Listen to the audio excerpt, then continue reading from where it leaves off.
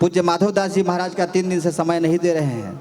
आज जो है पूज्य महाराज जी का आशीर्वचन हो जाए तो हमारे परम श्रद्धेय पूज्य श्री माधवदास जी महाराज। समय की जरूरत भी नहीं है, ज़्यादा बोलने की क्षमता भी नहीं है। विद्वानों के बीच में बोलना भी नहीं चाहिए, अन्यथा हो जाता है। अच्छे उक्ति होना बहुत कठिन है, ये हो ही जाता है कहीं न कहीं किसी न किसी विषय के लेकर के। सीतानाथ समारंभाम रामानंदार्य मध्यमाम अस्मदाचार्य पर्यंतम वंदे गुरु परंपरा। श्री हनुमान जी महाराज, श्री हनुमानगढ़ी के तो आप कथा कहते ही रहते हैं। हम ज़्यादा क्या कहें, हम स्तुति भी करने योग्य नहीं है, भगवान से प्रार्थना भी करने योग्य नहीं है, और करने में हम अपने को सक्षम नहीं मानते हैं, क्योंकि ये तो विषय है गुरु सेवियों का, संत सेवियों का, शास्त्र सेवियों का, और वो हमारे जीवन में बहुत नहीं है के बराबर था, और है भी तो सब आप मनीषियों की कृपा से ही है। इसीलिए बोलिए एक बार श्री सीताराम जी महाराज की जय। अभी व्यासपीठ पर बैठे हुए नरहरिदास जी महाराज जो व्यास रूप को साक्षात्कार कर रहे हैं, उन्होंने तो गला ही काट दिया, बीच में ही सब कुछ अरुण पराग से ही बंद कर दिया, सारा मामला ही खत्म हो गया, रस ही भंग हो गया, समय का अभाव कह करके सारा मामला सत्यानाश। अब इनको हम क्या कहें, और हमारे उदारता का पराकाष्ठा कहूँ तो लोग कहेंगे कि ये दक्षिणा ज़्यादा लेने के लिए ऐसा कह रहे हैं, लेकिन मैं ऐसा चापलूसी करके दक्षिणा नहीं चाहता हूँ। मुझे रघुनाथ जी ने बहुत दिया, उनके दिया हुआ नमक मेरे अंग अंग में गल रहा है। मुझे किसी वस्तु की कमी नहीं है, हर चीज़ से तृप्त हूँ। ठाकुर जी ने, गौ माता ने, संतों की महिमा ने हमको बहुत कुछ दिया है, लेकिन मैं एक बात कह दूं कि ऐसो को उदार जगमाही, बिनु सेवा जो द्रवे, दीन पर राम सरिस को नाही। इसका उदाहरण तो मैं नहीं दे सकता हूँ बड़ी जगह का महंत के लिए, लेकिन मैं ये कहूँगा कि आज की परिवेश में, आज के समाज में ऐसी औदार्य, ऐसी उदारता बहुत कम लोगों में देखा जाता है। और कहते हैं लुटाते रहो, नवीनीकरण करते रहो, और वो नवीनीकरण होता रहेगा, पवित्र होता रहेगा, ऐसा कहते हैं, और लुटाते ही रहते हैं, सभी लोगों को देते लेते रहते हैं। इसीलिए लोग जहाँ रस है, जहाँ गुड़ है, वहाँ चिवटे आते हैं, स्वाभाविक है, प्राकृतिक बात हुई। और कृपालु जी उसमें 4 चाँद लगा देते हैं। कृपालु तो कृपालु ही है, कृपालु का उस दिन ये गजब बोलते हैं, गजब गला है, गजब स्वर है, बहुत शुद्ध उच्चारण है। मैं तो कहा द्वाराचार्य बना करके अखाड़ा धन्य हो गया। ऐसे विद्वानों को ही चुनना चाहिए, जहाँ तक हम चाहते हैं। विद्वान रहेंगे तो उससे क्षति नहीं होगा। देश का, भक्ति का, परंपरा का विद्वान को ही चुन चुन के बैठाइए। अखाड़ा वालों से मेरा यही निवेदन है। और हमारे रघुनाथ जी बैठे हैं बगल में, और ये तो साधकों के लिए बहुत प्रेरणाजनक बात कह गए। राम जी की चरित्र, राम जी की जन्म की पूर्व संध्या पर और भय प्रगट कृपाल पर क्या क्या सुंदर भाव दे रहे थे। साधकों की ऐसी भावनाएं ओतप्रोत हो स्तुति में, ऐसा मन लगे, और क्या पूछना है।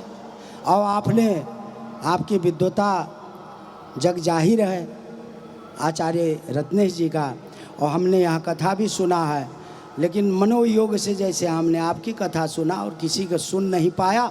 मेरा दुर्भाग्य था वो, या अथवा समय का अभाव था, और 2 दिन हमारा गैर हाजिरी हुआ, कान पकड़ते हैं।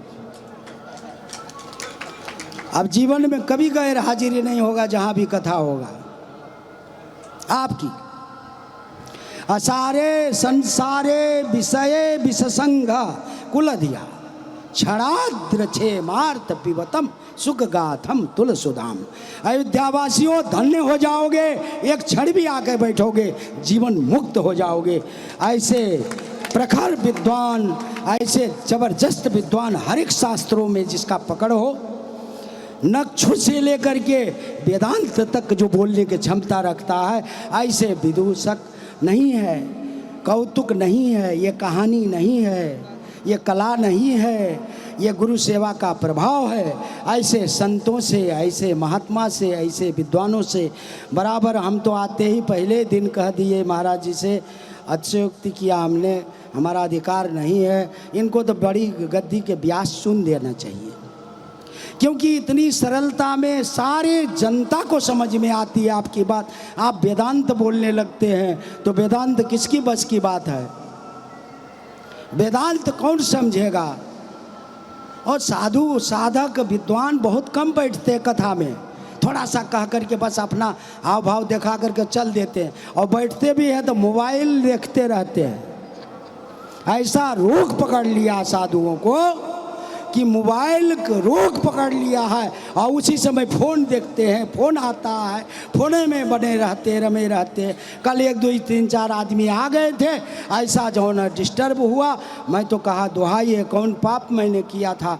मैं कथा सुन रहा था बगल में आकर के, वो फ़ोन लेके आ रहा, वो फ़ोन लेके आकर, ये नहीं होना चाहिए। हमारे कहने का आशय ये है, किसी को हमारे बात अप्रिय इसलिए लगती है क्योंकि उनके अनुकूल मैं नहीं बोलता हूँ, लेकिन कथा तो कथा है, भगवान की कथा है।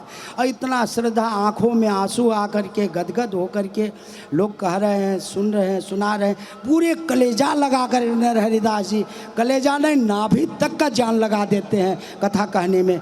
नाभि से उच्चारण करते हैं, मस्तिष्क से नहीं उच्चारण करते हैं नरहरिदास। और नरहरिदास जी ने कथा जो कहा है वो नाभि से कहा है। जो नाभि से संबंधित बात करता है वही ब्रह्म का साक्षात्कार कर सकता है। ऐसे संतों से कथा सुनना चाहिए। इसीलिए मैं उस दिन कहने में थोड़ा कुछ बच गया था, मैं कह दूं, सत्य संप्रदाय संयुक्तो मंत्र राजर्थ कोविदः ज्ञान वैराग्य संपन्न वेद वेदांत पारगा। ऐसा ही संत को होना चाहिए। और सभी विद्वानों से, सभी संतों से, सभी साधु भाई, गुरु भाई, नागा अतीत, जनता जनार्दन, भारत की हर नागरिक भक्त है। भारतीय होना ही भक्त होना है, भारत में जन्म लेना ही वो भक्त है, इसलिए उसमें कोई लेकिन नहीं है।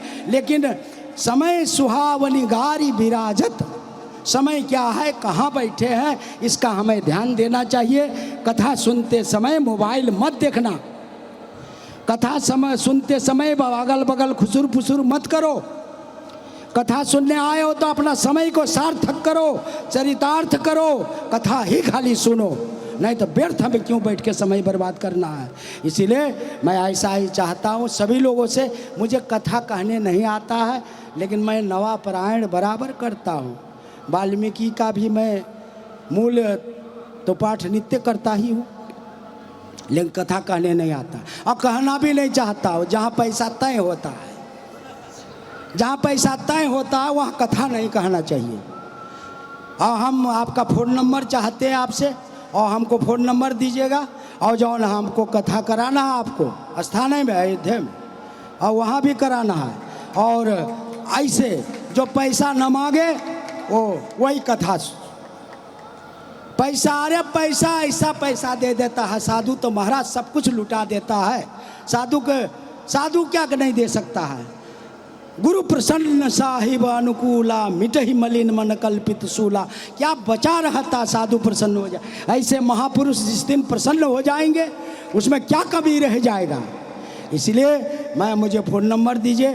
कल की कथा होगी ना, कल होगा ना, ठीक है, मैं आऊँगा, हाजिरी दूंगा आपका जौन है, और भगवान का भोग लगा के प्रसादी ले आऊँगा। खाली आप नहीं पाइएगा, वो पंजेरी किसी को देना नहीं, मैं बना करके आया हूँ। आज मैं बनाता हूँ अपने हाथ से, हाँ, आपने पाना और उसको रखे रहना। हम जो देंगे कई दिन पाना उसको, और जो ना उसमें जो ना अमृत तो आएगा कि फिर देखिएगा आप।